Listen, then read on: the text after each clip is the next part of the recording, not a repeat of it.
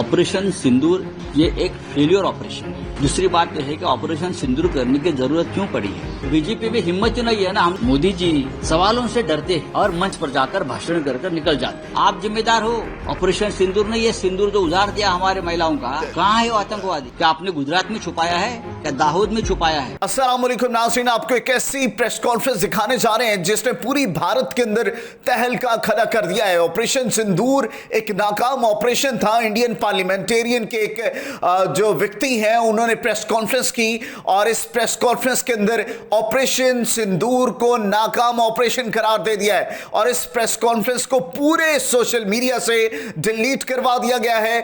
पूरे Indian media ने इस प्रेस कॉन्फ्रेंस को ब्लैकआउट कर दिया है। आपको यह वीडियो दिखाते हैं, फिर इस पर रिएक्शन देंगे। अगर बाला साहब ठाकरे आज होते तो प्रधानमंत्री मोदी का सराहना करते जो ऑपरेशन सिंदूर को लेकर। देखिए, मैंने कहा पहले, ऑपरेशन सिंदूर ये एक फेलियर ऑपरेशन है सबसे पहले, लेकिन in the interest of nation हम अपोजिशन वाले उसके ऊपर ज्यादा बात नहीं करना चाहते। दूसरी बात यह है कि ऑपरेशन सिंदूर करने की जरूरत क्यों पड़ी है। इसलिए कि पहलगांव में 26 हमारी माता भगिनी का सिंदूर उजाड़ दिया आतंकवादियों ने। उसके लिए जिम्मेदार देश के गृह मंत्री अमित शाह है और उसका प्रायश्चित्त लेने के लिए अमित शाह जी ने अपने पद से इस्तीफा देना चाहिए। ये मैं बार बार कहता हूं। नहीं तो प्रधानमंत्री जी ने कर्तव्य पालन में चूक हो गई, इसके लिए अमित शाह का इस्तीफा लेना चाहिए, उनको मंत्रिमंडल से बर्खास्त करना चाहिए। और यह अमित शाह कल आकर हमको ज्ञान दे रहा है मुंबई में। आप जिम्मेदार हो। ऑपरेशन सिंदूर नहीं है, सिंदूर जो उजाड़ दिया हमारे महिलाओं का, कहाँ है वो आतंकवादी? क्या आपने गुजरात में छुपाया है, क्या दाहोद में छुपाया है? कल मोदी जी दाहोद में थे ना। जिस दाहोद में औरंगजेब का जन्म हुआ है गुजरात में, वहां से कल बड़ी बड़ी गर्जना कर रहे थे ये लोग। लेकिन जिम्मेदार आप है।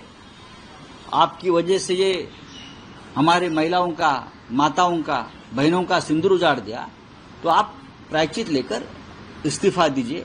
लेकिन आप कल कहाँ थे? जिसको आपने इस देश का सबसे भ्रष्ट व्यक्ति कहा, डिफेंस में घोटाला किया, ऐसा कहा, जिसके ऊपर आपने व्हाइट पेपर निकाला, वो अशोक चव्हाण के घर में आप क्या खा रहे थे? अमरस पूरी और ढोकला। ये आपका कल का मेनू था। 1 घंटे तक आप खा रहे थे वहां। यहाँ मुंबई डूब रही है, वह हमारे माताओं के घर का जो सिंदूर जिसका उजाड़ा, वो घर में आक्रोश चल रहा है और आप बैठे खाते हो, पीते हो, राजनीति करते हो। ये आपकी असंवेदनशीलता है। तो ये ज्ञान देना बंद कर दीजिए। अगर बाला साहब होते तो बाला साहब को पश्चाताप होता कि ऐसे लोगों को मैं क्यों बचाया बार बार और क्यों प्रोटेक्ट किया, चाहे तड़ीपारी से, चाहे मर्डर केस से, चाहे मुख्यमंत्री पद से जा रहे थे, उनको क्यों मैंने बचाया है, उनको पश्चाताप होता बाला साहब ठाकुर जी। तो आपको नहीं लगता कि ये जवाब लोकसभा पटल में देना चाहिए, मंच पे नहीं देना चाहिए? किसने देना चाहिए? बीजेपी ने सर। बीजेपी में हिम्मत नहीं है ना। हमने तो स्पेशल सेशन की मांग की है ना। अगर हमने 2 दिन का स्पेशल सेशन मांगा है पार्लियामेंट का, तो उनकी हिम्मत होनी चाहिए। उसने क्या किया? हम स्पेशल सेशन मांग रहे हैं तो ऑल पार्टी डेलीगेशन विदेश में भेज दिया। हमारी मांग है स्पेशल सेशन की, राहुल गांधी जी की, शिवसेना की हमारी मांग है सब। कश्मीर में जो हुआ है और बाद में ऑपरेशन सिंदूर में क्या हुआ है, उस बारे में 2 दिन का एक स्पेशल अधिवेशन, एक स्पेशल सेशन लेकर पूरी बातचीत हो देश के सामने। लेकिन मोदी जी, अमित शाह जी सवालों से डरते हैं और मंच पर जाकर भाषण कर निकल जाते हैं। कल महाराष्ट्र में नांदेड़ में ये हो गया, आज मुंबई में आने वाले हैं, मुंबई में भी यही करेंगे। अरे देखेंगे क्या बोलते हो। दिल्ली में भी सत्ता है, महाराष्ट्र में भी सत्ता है, डीएमसी भी उनके हाथ में। फिर मुंबई की हालत आपने देखी है किस तरीके। मुंबई की हालत 3.5-4 साल मुंबई किसके हाथों में है? यही लोगों के हाथ में। मुंबई की लूट कौन कर रहे? ये मेट्रो का जो काम हुआ है उसमें लगभग 1,500 करोड़ का कमीशनबाजी हुई है। देखिए कॉन्ट्रैक्टर कहां से आए हैं। ये 4 साल से मुंबई किसके हाथों में है? 35,000 करोड़ से भी ज्यादा का कमीशनबाजी टेंडर में हुई है।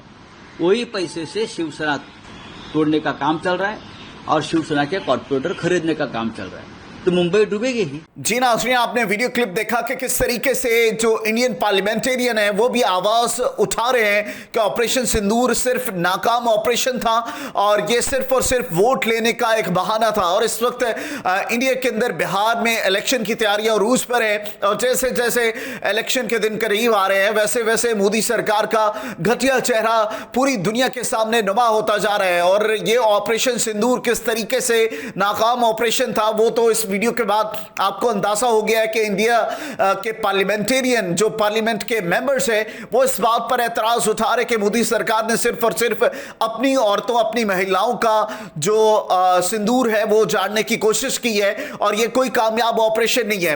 अब इस वक्त ये सिचुएशन है कि मोदी सरकार जो है मुकम्मल तौर पर बुखलाहट का शिकार हो चुकी है, उसकी हुकूमत गिरती नजर आ रही है। और इस वक्त बिहार की ये सिचुएशन है जहां पर तकरीबन 234 के करीब सीटें हैं, उसके ऊपर इलेक्शन होने जा रहा है और वहां पर कांग्रेस बड़े भारी तरीके से जो है वो लीड लेती नजर आ रही है और मोदी सरकार एक दफा फिर से नाकामी और शिकस्त का सामना करना पड़ेगा। और बिहार की आवाम जो है वो कांग्रेस के साथ खड़ी हो गई है और बिहार के लोगों ने यह फैसला कर लिया है कि अब आइंदा जो नीति चुनना है, जो प्रधानमंत्री का इलेक्शन होने हैं, उसके अंदर हम किसी सूरत मोदी सरकार की हुकूमत को बनने नहीं देंगे।